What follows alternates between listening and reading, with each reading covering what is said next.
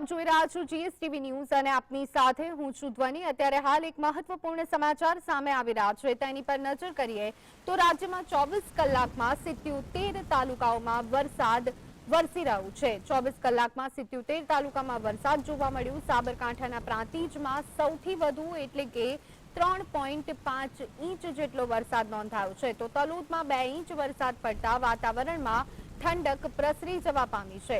તો આ સાથે જ રાજકોટના લોધિકામાં સરેરાશ 1.5 ઇંચ જેટલો વરસાદ ખાબકી ગયો હોવાના સમાચાર મળી રહ્યા છે। અન્ય 74 તાલુકામાં 1 ઇંચ સુધીનો વરસાદ વરસી ગયો છે। રાજ્યમાં વિધિવત રીતે ચોમાસાનો પ્રારંભ થઈ જતાની સાથે જ વાતાવરણમાં ઠંડક પ્રસરી જવા પામી છે।